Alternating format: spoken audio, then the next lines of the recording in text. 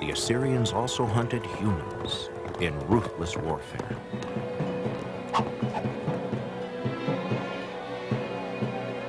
The Bible writer Nahum refers to Nineveh as the city of bloodshed. How true that was.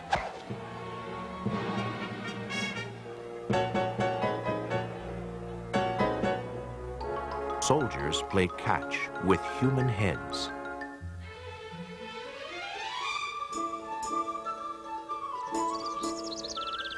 Musicians entertain at a peaceful garden party held by King Ashurbanipal.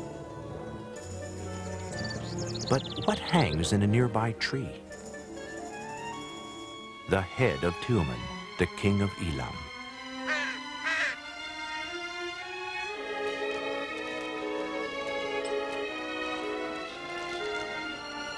Assyrian king Ashurnasirpal boasted, "Many captives from among them I burn with fire. From some I cut off their noses, their ears, and their fingers. Of many I put out the eyes. I made one pillar of the living and another of heads." A soldier is rewarded for his pile of enemy heads. Because of Assyria's violence and pagan religion, Nahum warned, "Nineveh has been despoiled. A sword will cut you off. There is no relief for your catastrophe." Assyria plundered many cities. Then in 632 BCE, Nineveh itself was destroyed. For centuries, its location was forgotten. Critics ridiculed the Bible's account of Nineveh. In 1847, an English archaeologist discovered Nineveh's ruins. His sketches depict Sennacherib's palace, the same Sennacherib named 13 times in the Bible. But more was to come. Isaiah mentions Sargon, a king of Assyria. Again, critics claimed the Bible was wrong, since there was no other proof of his existence. The Bible's accurate history was confirmed when archaeologists uncovered Sargon's 200-room palace at Khorsabad. He is now one of the best-known kings of Assyria.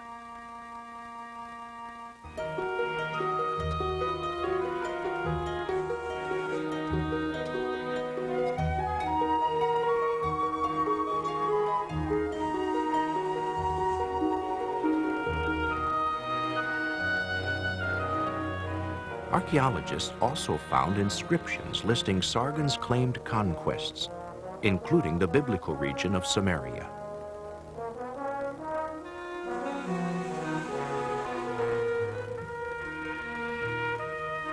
The Bible tells us Sennacherib, king of Assyria, was assassinated by his sons.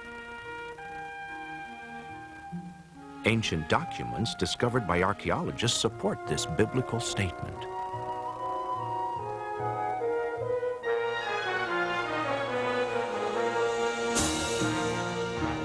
Because of Assyria's bloodshed, Jehovah decreed its destruction.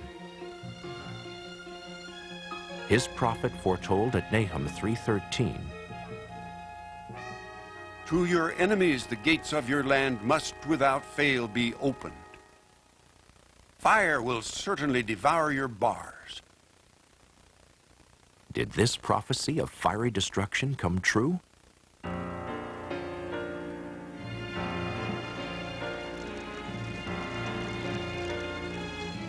Charred markings of raging fires on the walls of Sennacherib's palace verify the fulfillment of this prophecy. A Babylonian clay tablet relates the words of Nineveh's conquerors.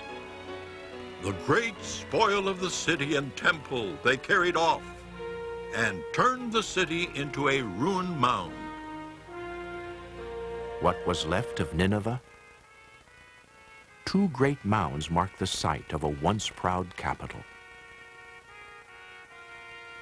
Arrogant Assyria dared to defy Jehovah God and was reduced to rubble. The next world power was revealed to Daniel. He saw 4 unusual creatures symbolizing kingdoms that would affect God's people.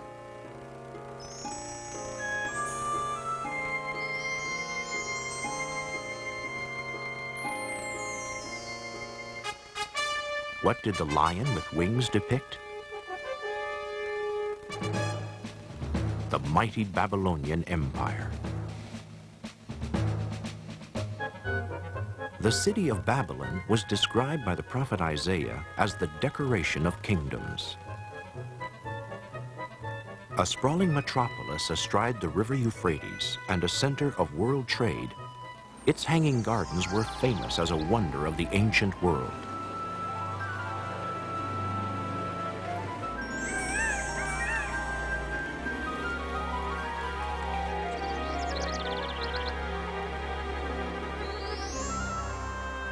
An idea of the city's splendor can be seen from the reconstructed Ishtar Gate at the Museum of Western Asiatic Antiquity in Berlin. Babylon's greatest king was Nebuchadnezzar, referred to 91 times in the Bible. What was the Babylonian religion like? They worshipped the triad of the moon god Sin, the sun god Shamash, and a star symbolizing the goddess Ishtar. A model of an animal's liver was used to foretell the future. Ezekiel 21:21 says, The king of Babylon has resorted to divination. He has looked into the liver.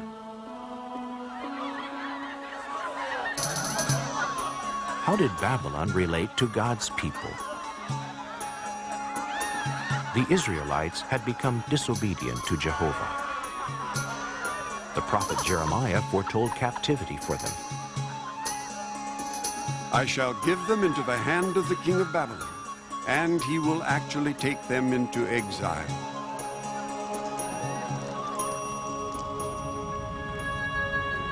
True to this prophecy, Jerusalem was devastated in 607 BCE.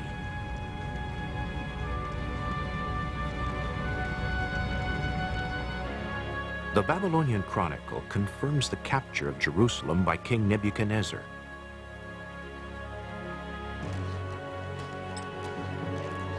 How long would Babylon dominate Israel? Jehovah answers, 70 years.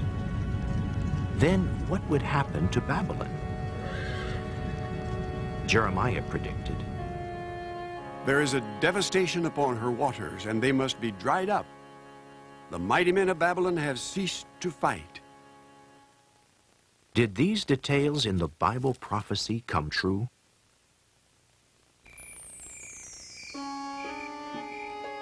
The date, October 5th, 539 BCE.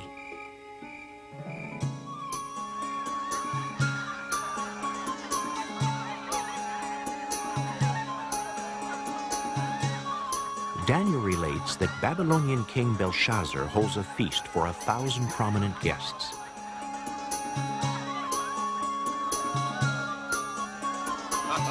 They praise their false gods while drinking from sacred vessels looted from Jehovah's temple 70 years earlier.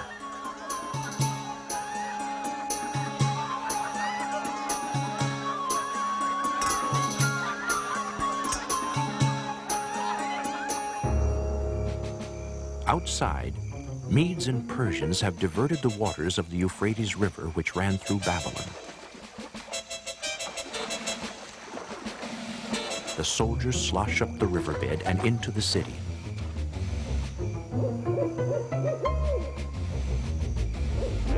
Before the sun rises, Babylon is overthrown, and Belshazzar is dead. Babylon's mighty empire is finished. God had spoken. The Nabonidus Chronicle describes the fall of Babylon. It happened just as Jeremiah foretold. In one night, mighty Babylon's golden glory had lost its luster. Medo-Persia marched in to become the fourth world power of Bible history.